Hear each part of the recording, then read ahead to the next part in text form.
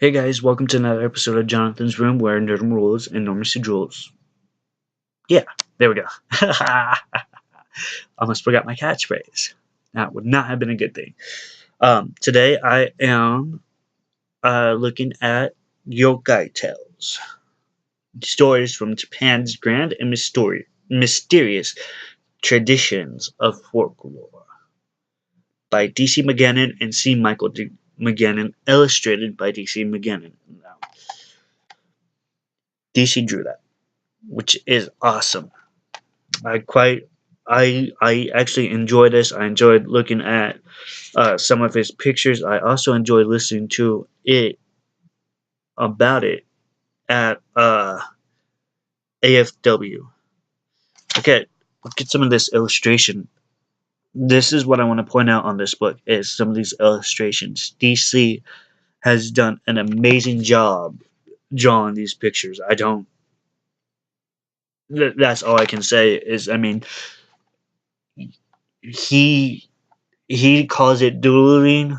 I call it art. I mean,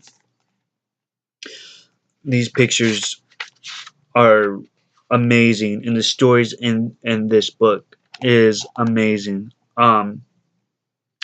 So I'm gonna go ahead and read the back of it. DC and C. Michael McGannon, bestselling authors and hosts of the Monster Guide podcast, Yokai podcast, and Fairy Tales podcast, share their love for Japanese folklore through the original collection of stories and art, with a deep respect to the classics while honoring modern storytelling and artists. DC and C. Michael are delighted to bring the whimsical and moving traditions of Japanese folklore to life. To life. Please visit them at themonsterguys.com. They also have a podcast called The Monster Guys. And what they do is they talk about yokai, which are, like they said, Japanese folklore. And they talk about all kinds of monsters. They talk about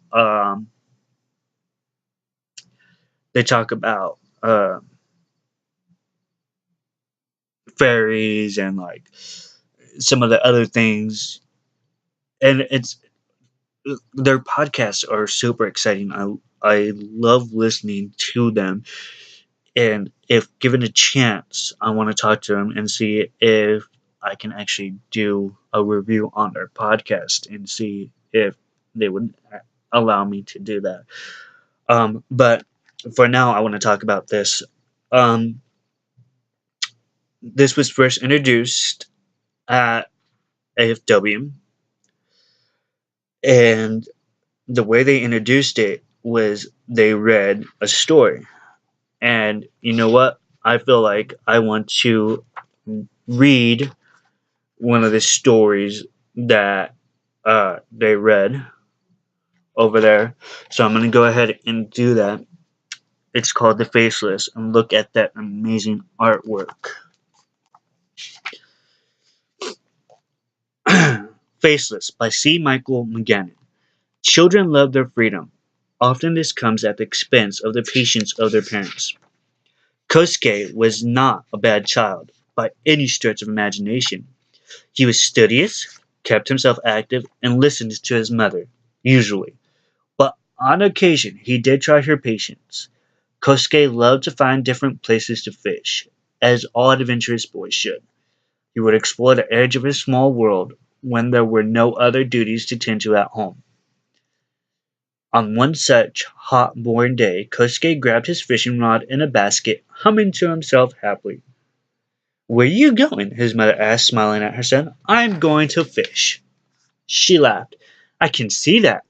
Where do you intend to throw your line this time?" Kosuke had found several spots to fish, but there was a particular place that had always held his attention, and one which he never felt brave enough to venture into. Old folks whispered about it, saying it was a place haunted by spirits and strange animals. "There's a pond behind the old hag's house," he told her, as vague as he could manage, for he was sure she would not approve of him going if she knew of which pond he spoke. "Do not call her that, Kosuke. That's rude. Wait, the pond with the cherry blossom?" He nodded slowly, eyes shifting to keep from meeting hers. Kosuke, you must not go there to fish or visit that place for any reason. It is a haunted place. Please find another place to fish today. Kosuke hung his head and shuffled towards the door. Yes, mother. She watched him wander off before returning to her own tasks, still worried. Outside, Kosuke took off running. The sun was hot on his shoulders, but he did not mind for the breeze. He passed several people he knew along the way. Each one stopped to offer him a friendly greeting. He also passed his friend Nagasawa, a soba fender who sat snoring under the shade of his little vending stand. Nagisawa-san! He yelled as he passed by, laughing as the elderly man nearly fell from his seat in surprise. Kosuke, you rascal! The white-haired man jokingly pounded the air with his fist. When Kosuke had passed the hag's house, he slowed. The woman who lived there was haggard and solitary, and always gave him the creeps. Some whispered that she was a witch who used a dog as her familiar, but no one dared to try to prove the matter. He kept an eye on the darkness where her rice paper door had been left open, waiting for the dog spirit to appear and fly at him. But it was a silly superstition, and no evil spirits came after the boy. He laughed and called himself silly, then continued to run, perhaps a little faster than before. The pond was not far beyond that, and he reached it quickly. It was a serene place, and it seemed that the sun did not beat down quite as hot near the water here. The single cherry blossom tree provided shade and a calming rustle. In rhythm with the ripples upon the pond created by the wind and playful fish, Kosuke smiled at the peaceful atmosphere and set down his basket, readying his fishing rod. He reclined against the sheltering tree and tossed his line. So at peace was he, while waiting for the fish to take interest. Now Kosuke allowed his eyes to close, a smile upon his small round face. The warmth of the sun caused his mind to wander. The breeze sung him a lullaby, soothing Kosuke into a gentle nap. When he awoke, it was night, and it was no longer warm. In fact, Kosuke shivered, finding himself quite cold. His basket was gone, but he still held onto his fishing rod, which he now clung to. What are you doing here, child? Kosuke jumped, not having noticed the woman standing slightly to his right.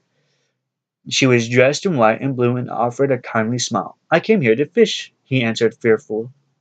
Child, did you not know that it is unsafe to fish here? It is said that this place is sacred, kept by spirits. I've heard the rumors, miss, but surely it's just a story. The woman stepped closer, leaning down, eye to eye with the boy. It's not just a story, she said with a smile. The woman reached up, fingers digging into his forehead, and with a smooth motion she wiped her face away. Before Kosuke could Before Kosuke stood a woman with an empty face, her skin as smooth as an egg. Kosuke screamed and ran from the pond, dropping his fishing rod. In a mad dash he escaped his terror. He saw the old hag's house and pounded the earth with his feet as hard as he could, catching sight of a large dog watching him from the empty blackness in the night. It only added to his haste. Kosuke! Kosuke, what's wrong? Cried Nagisawa from his soba stand. Nagisawa-san! Kosuke leaned on his friend's booth. It didn't occur to him that Nagisawa did not keep his stand open this late at night. You'll never believe it! I went fishing at the old pond with the big cherry blossom.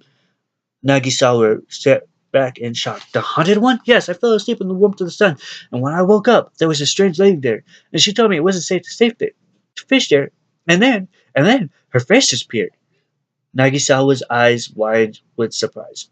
You mean like this? He asked, reached up to wipe his face. When his hand dropped, Nagisawa's face was gone. Kosuke fell back from the vendor's boots, scrambling away as Nagisawa's muffled laugh echoed in the night. The man's eerie crackle bounced off the trees and through Kosuke's mind long after the soba stand was out of sight. Finally he made it home. Kosuke was unsure of what time of night it was, but his house was usually dark. There was a faint glowing coming from within. Hardening the fear that set in his stomach, he followed the glow into the house, around the corners of the room that should have been more familiar, and through the hallway. The light was coming from the kitchen. There, Kosuke's mother preparing the evening meal by the light of a single flickering candle. When he saw his mother, his fear melted away. He ran He ran to her, wrapping his arm around her tight. Kosuke, what's wrong? You look if you've been crying. Mother, I went to the bottom. I'm so sorry. You were right. It's a dangerous place, and I promise I'll never go back there again. She rubbed his back, looking him in the eyes, concerned. Tell me what happened, Kosuke. It was terrible, he began. Kosuke retold his story from the beginning to the end. About the warmth and the peace of the small pond, about waking up at night, the stranger in blue and white, and then about how his friend Nagasawa had also wiped his face right before his eyes. His mother stopped him there. That's horrible! So they choke off their faces? She asked. Like this? To Kosuke's horror, his mother reached up and smoothed her hand over her face. She stared at him with eyeless, mouthless features, tilting her head just so, and Kosuke gasped. The single candles suddenly went out, throwing them into darkness. And that is what I like about this book is it the stories end with suspense. It makes you want more. And that's the way that all stories are supposed to be. Um this story was based the no no no Abriwa bow no Abriwa bow, which is the yokai with no face. Which like I said is really good. Um and I actually got to play a yokai over at AFW at one of the panels with Micheal and DC, and it was really really fun. So if you like mysterious uh, stories, if you like monsters that have to deal with yokai and other stuff, look up the Monster Guys at themonsterguys.com. Um, they are on Facebook.com/monsterguy, on Twitter.com/monsterguy, or Instagram, the Monster Guys. And I do have to say, uh, thank you, Micheal and DC. You guys uh, have uh, acknowledged us in your acknowledgments. Comic Pop Library, specifically Richard, Logan, April, Lynn, Jonathan, and Micheal, fellow podcasters and story lovers, for all your support and promotion over the past years. You guys and gals rock, and we appreciate you. So I want to thank you for actually putting us in the acknowledgments. It is so exciting to know that we were able to show you support, and we will continue to show you our support in friendship. So thank you for acknowledging us in that, and thank you for such a great book. I really enjoyed it.